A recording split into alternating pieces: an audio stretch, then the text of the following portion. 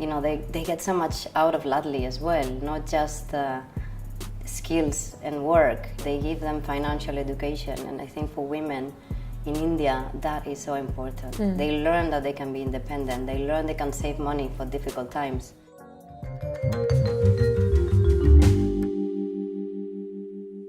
Hey tribe, Stephanie Dixon here for Green is the New Black TV, your guide to conscious living in Asia. Today we are chatting with Gema Santander, who is the founder of Baliza. And we're going to be chatting about why she went from banking to fashion, the real struggles that she's facing, but also the motivation of her wonderful brand. So Gema, thank you so much for joining us. Thank you for inviting me.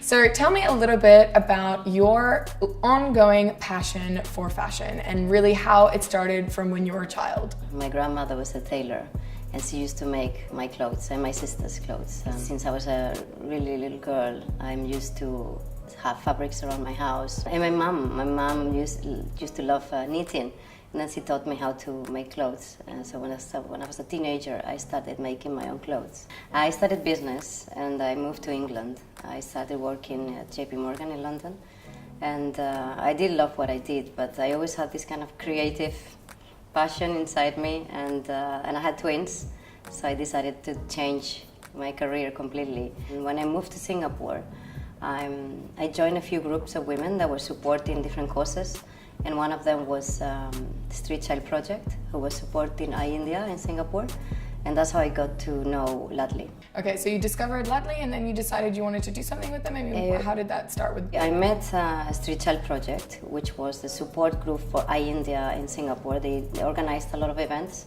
and I started helping them just managing their website and the Facebook page. And one afternoon, Karin, who was my neighbor, came down to ask me, listen, Gema, I'd like you to have a look at the products that we're making at Ladli and give us some ideas. So I looked at some blankets and cushions, and they had this beautiful stitching and pom-poms. So I drew a few designs, and I sent them to Ladli, and we started making kaftans. And so you also really wanted to prioritize the environmental impact of the clothing brand. So why was that important to you, and what is it that you've been focusing on? Because we produced in cotton, I started learning about how cotton pollutes the environment so badly. I wanted to change that. I wanted to use materials that were not contaminating.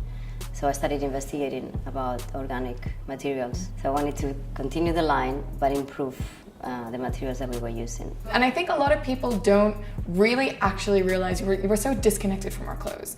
I think we really are. We're so disconnected in general with the process that it takes to make clothing, and also how many hands have actually touched it. Yeah. So maybe you can share a bit about the process for one of the Baliza pieces. Yes, from the cotton being grown in the fields, produced, and herbal dyed. So I think we add about another 4 weeks until we get the fabric now. And from when we get the fabric, that we cut it, we stitch it, and we do all the beading and embroidery. It takes about 8 weeks, depending on how much work we have in each piece. And we also block print, hand block print at Ladli.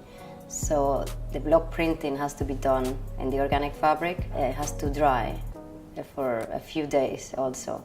Each tassel, each bead is hand stitched, and so if it has a lot of work, it really can take up to 8 weeks. We try to introduce something. We're signing our labels now. One of the main artisans usually is the one who finishes the piece that signs our labels. That's so lovely. it has a little bit more a personal touch to it. Obviously, fashion is a very competitive industry. So what really keeps you motivated through the painful side of being an entrepreneur in fashion? If it wasn't because I had this social impact behind the brand, I don't think I would be doing fashion. It's just very difficult. But because I have this big motivation to help them more, to produce more, to give them more work, and also to give them more challenges, like that we make different things, different skills all the time.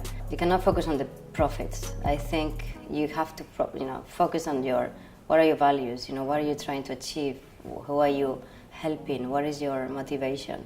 They get so much out of Ladli as well, not just skills and work. They give them financial education, and I think for women in India that is so important. They learn that they can be independent, they learn they can save money for difficult times, and the kids go to school.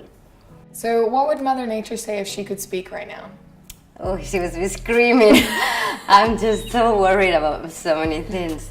Plastic especially is really concerning me at the moment. We are changing the way we are packaging things. We are recycling fabrics as well, and finding other ways so we can avoid plastic completely in our productions.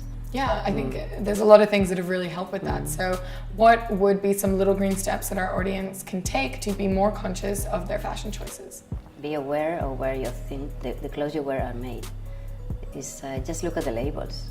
And if it's very cheap, somebody is being treated unfairly, really. Well, thank you so much for joining us and for sharing everything. You're welcome. And thank you for watching. I hope you learned something today so that you can live more consciously tomorrow. And if you're looking for more inspiration, you can head over to www.greenistheNewBlack.asia.